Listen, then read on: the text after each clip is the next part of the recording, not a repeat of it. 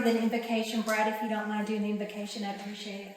Heavenly Father, I want to thank you for this time that we have together to do the work on behalf of the Community Economic Development Boards, on behalf of the City of Alstyne. I want to thank you for this privilege to be able to do this work, Father. And I just pray that you give us guidance and discernment to make decisions that are good and pleasing in your sight. And it's in Jesus' name I pray. Thank you, Brad. If the board doesn't mind, I would like to make an agenda adjustment and take number 2 up to number 1. Any objections? Okay. Kenny Industries, you're up. Hey, thank you all for having us back today. Really appreciate the time y'all have given us, and we're excited to be here just to talk about our future. Again, I'd just like to give a really quick recap of who we are and where we've been and where we hope to be. We're Kenny Industries. We're a contract manufacturer, so a big machine shop there in Dallas currently. We currently have about 50 CNC machines and about 50 employees in a 55,000 square foot facility. We started in 1968 by my grandfather, collectively Lance and I's grandfather. Father took over in 1992 and he became the full owner and president. In 2001, we made an investment in a smaller CNC machine shop and we added that to our fold. Before that, we were a manual repair shop doing work around town, just fixing parts in factories or elevators or whatever we could help with. And today, you know, like I said, we stand at about 55,000 square foot, 50 CNCs and about 50 people. Part of our history, thought process is building better parts, training better people for a brighter future. We've been involved with ministries and nonprofits that help teach people how to have better skills. And so we have a passion for teaching and training and developing people in this industry, in machining and welding, in sheet metal fabrication. And we see the need for it and to train and build. And once we got to meet Dr. Eileen and Dr. Chase over at Grayson College, we were just encouraged by the way that they choose to run that college and how they teach and train their kids and develop. And we felt their warm invitation to us. We originally set out to try to find 5 acres here in Van Alstyne, and when we saw that there was an opportunity for an additional 5 acres to the south of that land adjacent, we were hoping we could make the bid for all 10, and we wanted to share with you guys a little bit more of our plans and how that's kind of evolved from the original presentation. So, in general terms, you know, we would to the north, we would still kind of build on that same plot of land, about a 50,000 square foot facility in about 3 years, and then we would have 2 additional phases for a total of 3 phases. Where in about 5 to 6 years, we'd love to build an additional 50,000 square feet attached, and that would be about 8 to 9 years out is what we were hoping to do. Zach Williams is not here tonight. He is one of the newly elected members, and Mr. Griffin is here as a newly elected member. Thank you. We're excited to have you here. Oh, me too, thanks. Are you sure? Well, I don't know how far. I have to go to the whole meeting to decide. Okay, that leaves us with the needing to elect a president, a treasurer, a vice president, and a secretary. And I will start the nominations. I nominate Robbie Lockett as president. I nominate Dustin Langdon as secretary, and I'm going to nominate Brad Clough as treasurer. Anybody? I'll nominate Dee as vice president, so we can have it all in one motion. What's that? Okay. Any objections? No. I'll second the motion. All in favor? Right, please raise your right hand. Any opposed? Okay, good. All right, so moved. And I will be turning over the rest of the meeting to our newly elected president. The guy who was like, so, sorry about that. Cars don't know, I scored like a 1 from 2. So, presentation of a quote.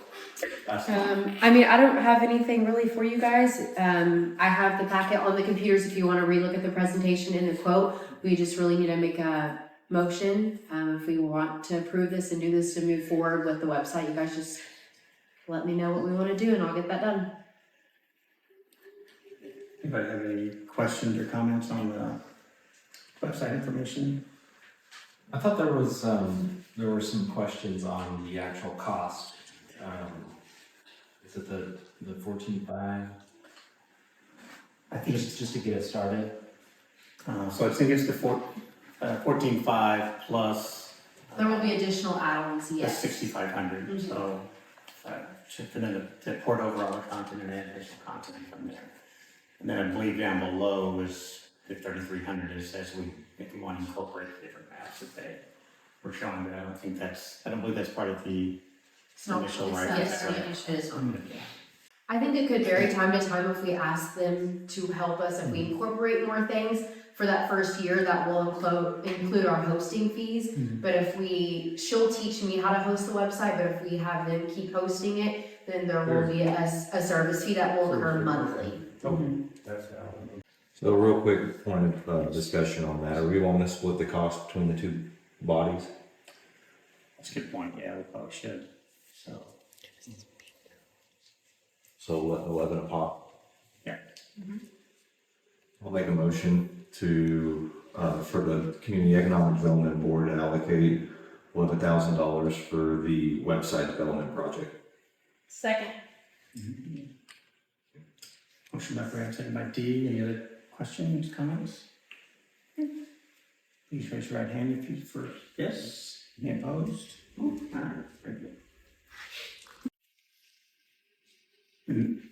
Peggy, what's the price? What is it? 12,000? Is that? Yes, it is a 12,000, yes, sir, 12,000 for 12 months. And is the city doing anything with the place there? I mean, is this something? So this was actually recommended by Lane. This is something that they're looking into as well.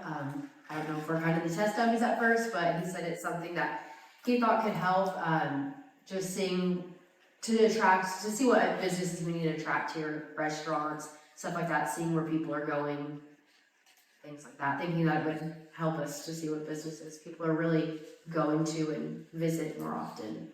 So the RCI, the records retention, what they're gonna do is they're gonna go through all of our files and finger pick through all of that, make sure that everything has been put in the right places, we have everything that we need. Anything that we need to keep here in the building, they will let me know what those records are. They will also take and store anything that needs to be kept, or they'll let us know, hey, these can be shred. You've had them long enough, we can get rid of them, or we can keep these permanently, or you have to keep them for a certain amount of time. So they'll finger pick through every single document and look at everything that we have here at this building and in storage, just to ensure that everything is done properly. And they'll also label all the boxes so everything's together. How often do they come out? Once a year? Once they get everything that you already have cataloged and put in storage?